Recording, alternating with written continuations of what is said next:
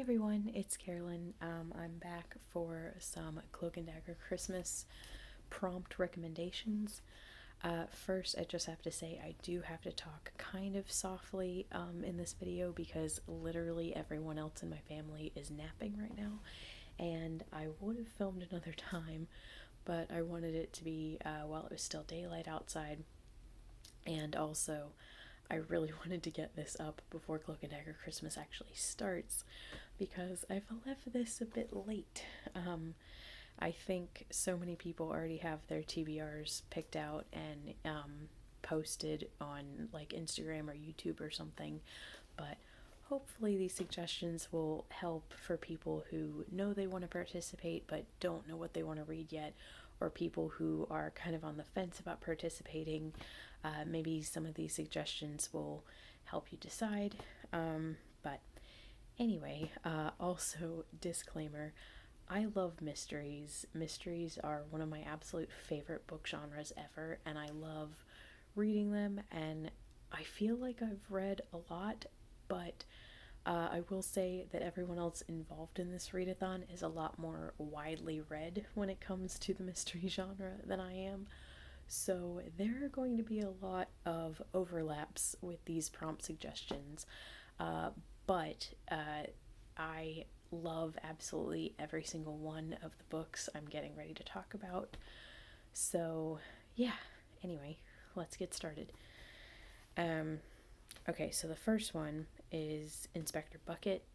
This is the read a Victorian mystery or modern a mystery that was written in modern times but is set in Victorian times.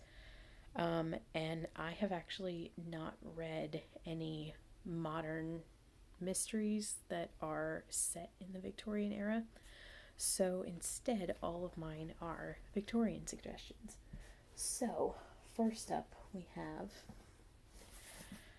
this mammoth, and that is Sherlock Holmes by Sir Arthur Conan Doyle.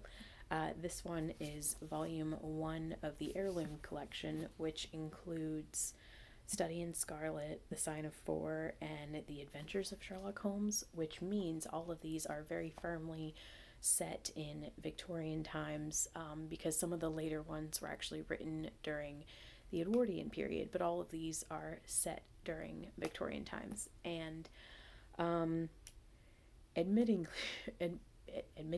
or I must admit, yeah, there we go. I must admit that I have only actually read Study in Scarlet and then a children's version of Hound of the Baskervilles so far, because I read that one when I was really little, and I just read Study in Scarlet. Was it last Victober? I feel like it was last Victober.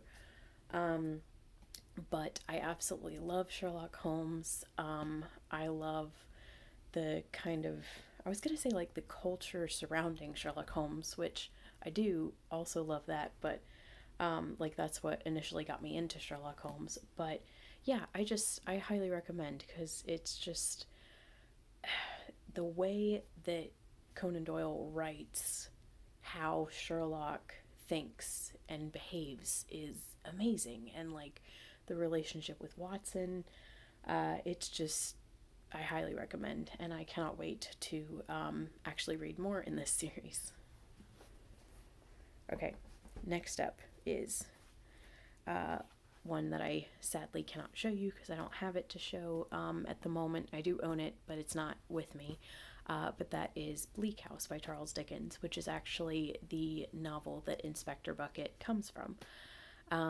This is my all-time favorite Charles Dickens book. I only read it about 2 years ago for the first time. And actually, I haven't read it a second time, so I don't know why I said first time. But anyway, I read it 2 years ago, and I knew that I was going to love it because I love the miniseries so much, but it's just completely phenomenal. If you are a Charles Dickens fan, then I just can't recommend this book enough. The mystery part of it is just, well, actually, there's like more than one mystery going on, but it's so, I guess the big mystery is just so eerie, and just everything about this book is amazing. Like, the non-mystery aspect is fantastic, and then the mystery aspect is just, oh my gosh, it's so good. Like, I can't even, I'm obviously like at a loss for words how to describe it, but it's wonderful, and I highly recommend. I've never enjoyed reading a Charles Dickens book more than when I read Bleak House, and it was one of those books where I was so incredibly sad that it was over. Okay, next, this is another one that kind of falls into the same category, which is The Woman in White by Wilkie Collins. Weirdly, I actually found out about this story through the Andrew Lloyd Webber musical when I was in high school, which is a weird way to find out about a book. But I loved the musical, and then I found out that it was a book, and actually the same thing happened with Phantom of the Opera as well, a few years before that. But anyway, and when I found out it was a book, I bought it, and it took me 10 years to actually sit down and read it.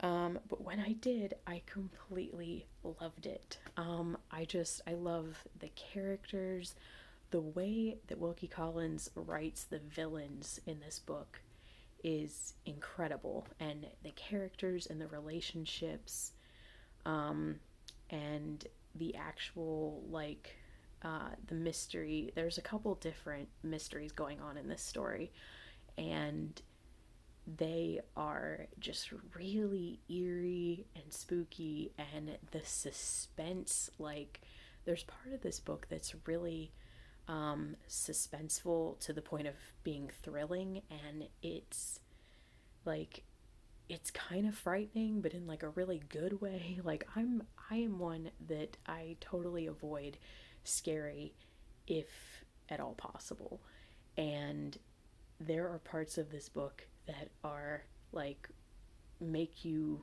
emotionally uncomfortable because it's so like, what's gonna happen kind of thing, but it's in such a good way. Like, I don't even know how to explain it. I feel like I'm like almost convincing people not to read it, but no, it's completely amazing, and I very highly recommend. And I also recommend the musical, even though they are very different creatures, as it were.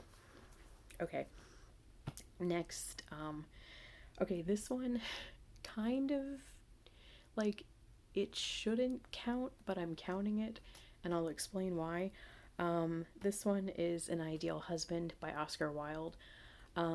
This is not a mystery, like it is not in the mystery genre.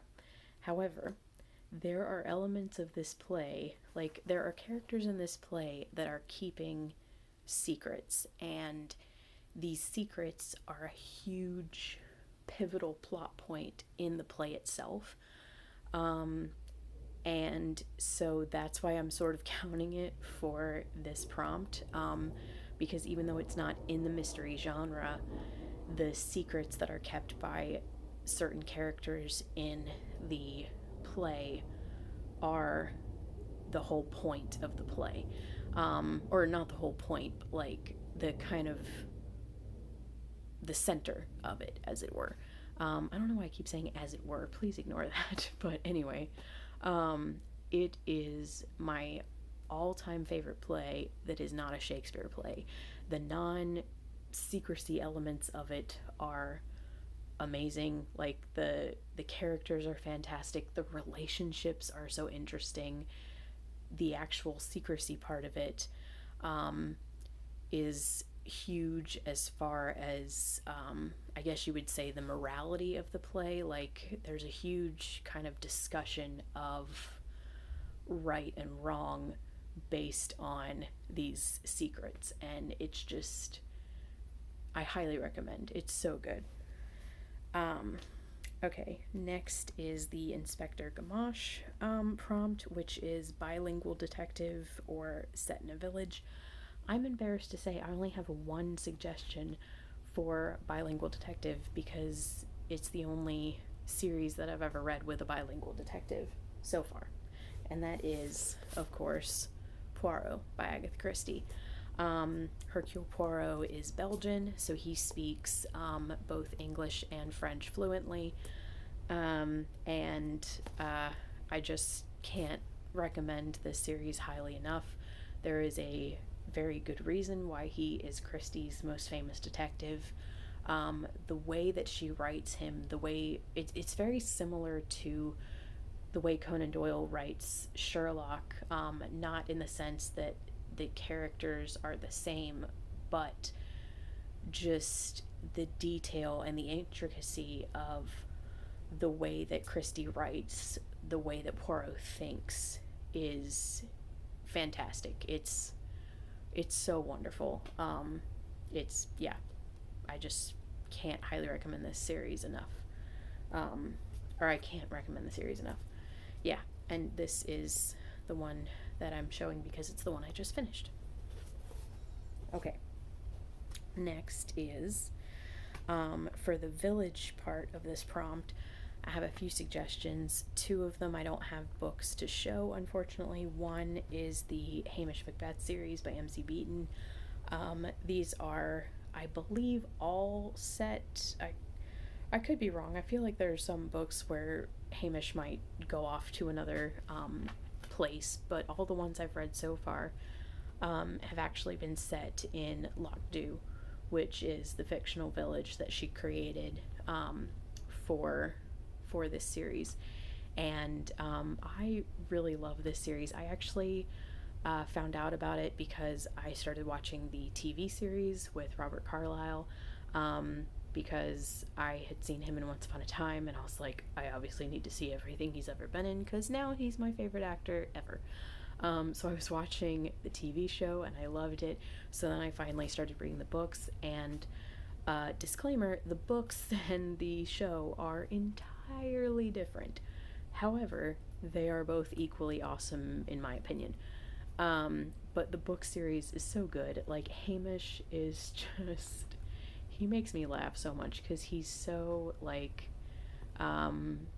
he's very, how do I say, like, devil may care sort of character, and I just really love his character. And I love the secondary characters that MC Beaton creates for the village, and kind of the village dynamics are really interesting. And the thing that I love most about these books is that from the ones that I've read so far, and I'm embarrassed to say I've only read like 6 or 7 so far, because I've been, the last time I actually read one was like at least a year ago, and I don't know why, because I love them. So I don't know why I keep like getting away from them. But anyway, what I love most about it is that for all the ones I've read so far, if I guess the motive, I can't guess the correct person, like the correct villain. Or if I guess the correct villain, I can't guess what their motive is. And so I just thought that that was incredibly clever of MC Beaton to be so good at like writing the climactic part of the story that I can only ever guess half of it. Like, I don't know. I just really love those books, so highly recommend those. And then another one that again I don't have to show unfortunately is Miss Marple. I love the Miss Marple books. She's completely fantastic, and she's very different from Poirot in her, like, the way that she puzzles out cases, and her demeanor is quite different. But I love Marple, and so the reason I'm suggesting this for Set in a Village is because a lot of the Miss Marple books are set in her village of St. Mary Mead. Either the novels or the short stories are set there. And even when she isn't, even when she's not in St. Mary Mead, the cases that she's solving often make her think back to people that she knows in the village or a situation that happened in the village. So St. Mary Mead is a very central part of the Miss Marple books. And yeah, I just highly recommend them because they are fantastic. And next, the last one that I have for Set in a Village to recommend is actually the Flavia de Luce books by Alan Bradley. Um, this is the like seventh or eighth one, maybe. I forget which one. I'm actually not at this one yet. I'm only on book. I think this is the eighth one because I think I'm getting ready to read book 7. So I've been very careful not to read the back of this book. But anyway, these are centered around 11-year-old Flavia de Luce, who is a very precocious, very sort of mini Sherlock child who solves cases. She is obviously an amateur sleuth, and she goes around. She just somehow always stumbles upon murder. And the reason I'm suggesting these for this one is because she actually lives in a sort of manor house that is it a manor? It's like, I don't know, it's a really big house. But anyway, it is just outside of the the village of Bishop's Lacey. I'm sorry, you guys, I can't talk today. But anyway, set outside of Bishop's Lacey, and it might be like, I think it's like, I don't know if it's in the town, I mean in the village, or like right outside of it. But anyway, yes, so it's set in the village of Bishop's Lacey. And I just highly recommend this whole series. I've only read through book 6.5 so far because there's actually one novella. But I love these books. I started them several years ago, and they are just, they have so much of everything. Like, if you are a mystery fan, you should read them. If you are a fan of like recent history because it's set in England in the 50s, you should read these. If you are a fan of child protagonists, you should read these. Like, it's just, there's so many things to love about this series, so I very highly recommend. Okay, next is the Tommy and Tuppence series. I mean, the Tommy and Tuppence prompt, which is read a book with a great team or partnership. And the first one that I have to recommend is obviously the Tommy and Tuppence books by Agatha Christie. Again, I don't have them to show because I actually finished reading them for the first time last year. So they're like put away in my bookshelves. But yeah, they are probably, like, this might be weird to say based on how much I love all of Agatha Christie, but I think Tommy and Tuppence are my favorite detectives in Agatha Christie. I just love their dynamic. I love the way that they work together. I love their partnership both in life and the way that they solve crime. They're just, completely fantastic, and I highly recommend. Yeah, I can't recommend these books highly enough because I completely love them.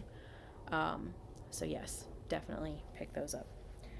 And then the next one, and this is going to be weird because this book actually doesn't have both of them in it, but the next one that I was going to recommend is Poro for Poro and Hastings.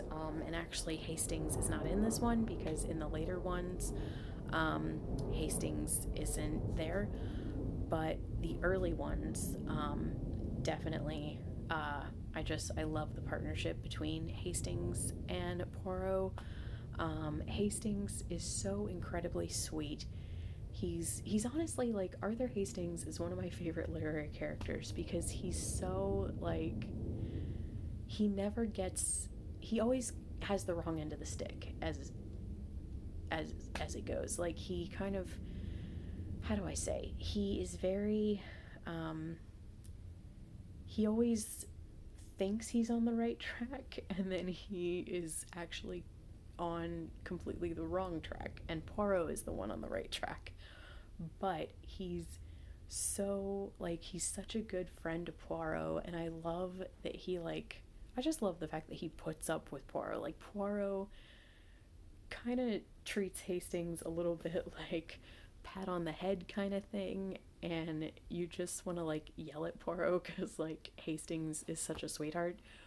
But yeah, I love their friendship, and like, you know, I feel like they tease each other a lot. Like Hastings teases Poirot about all of his idiosyncrasies, and Poirot teases Hastings when he always gets on the wrong track when it comes to cases. But when it comes to their friendship, when you get right down to it, they really care about each other, and they love helping each other and going on these adventures together, with like always finding murder or having people come to them and ask for help. Like, yeah. So I love these two as a pair, and I just very highly recommend. And again, don't try this one if you're trying to read for Poirot and Hastings, because they're not both in it. But anyway, and then the last one for this is another one that I've already recommended, but that is Sherlock Holmes for Holmes and Watson, because they kind of, it's the same way with them to me as it is with Poirot and Hastings, except like even stronger because they came before Poirot and Hastings. But yeah, like they understand each other so incredibly well, and Watson, like, again, puts up with Sherlock's idiosyncrasies, and you know, Sherlock is always very patient with Dr. Watson when he doesn't quite catch up to what's going on as fast as Holmes does. And again, they just really care about each other. So, yeah, I really, really love them as a pair as well. So, those are my 3 recommendations for a great team. Okay, next, let me see how we are in time. Oh dear, okay.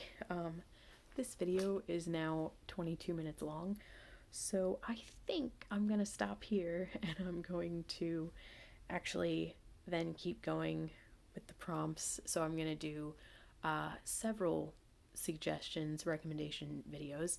So this will be part 1, and then my next one I will finish with the reading prompts, and then I'm gonna do a 3rd video just for the last Columbo prompt, because I literally have so many TV shows to talk about for that prompt that I didn't want to include it in the reading prompt because I thought it would be like an hour-long video. But anyway, so that's it for right now, and I will see you all for part 2. So thank you so much for watching, and I hope you enjoyed, and I will see you next time.